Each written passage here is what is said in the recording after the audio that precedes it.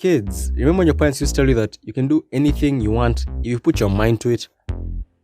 Well, they lied. You're most definitely useless and don't have any physical talent and most likely end up being a failure.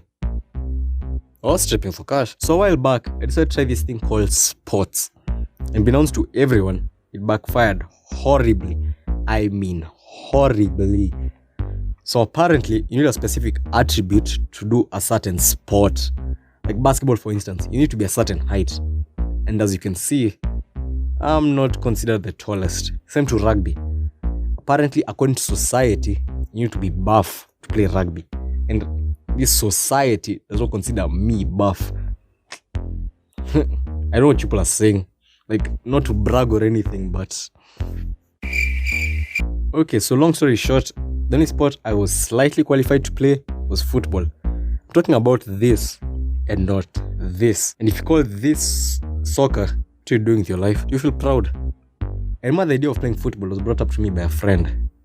So it was around home time. And I saw a friend of mine, let's call him Jess for this video, carrying a strange bag heading to the field. What was it? Drugs, perhaps? I said try my detective skills and investigate what he was doing. In the most detective-like way imaginable, I asked, "What's that?" And he was like, I have football practice, I'm heading to the field, and some other things. I zoned out. I was thinking, football. That would finally be a great opportunity to do something other than lie to yourself that you're reading for 4 hours. Okay, now how do I get back into this conversation? Bet doesn't even realize I zoned out. I know, mama start acting. I look so normal right now. So, don't come watch our training or not? What? Do you want to come to watch our training or not? Okay, sure thing.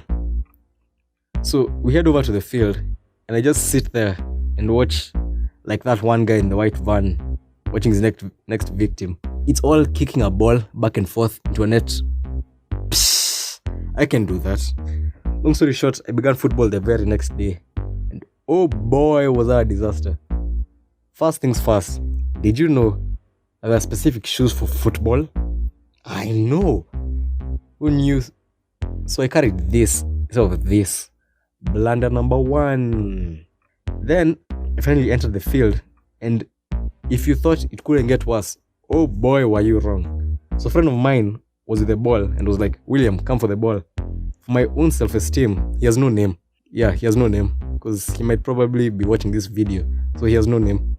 So I decided, how hard can it be to go for one measly ball? So I head over there, and let me kid you not, I was embarrassed. I was humiliated. I was degraded.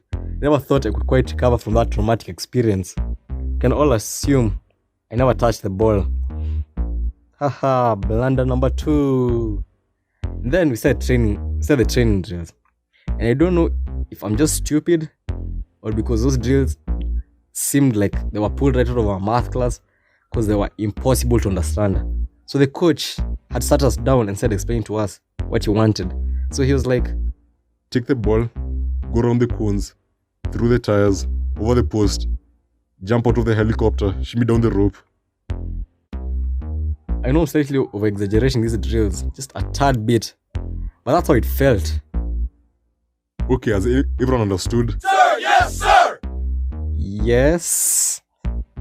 William, I love that enthusiasm. Come over here and start us off. So I confidently marched up to the field. I immediately touched the ball, and out of everyone's fair judgment, I flopped. Don't come at me, those drills were impossible. So to sum up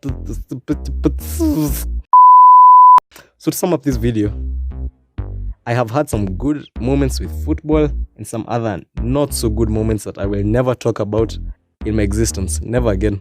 Yeah, we're never talking about this. Never, ever. Moral of the story, if you're anything like me, just give up and stay locked in your room forever on your computer with no form of human interaction. Okay, bye.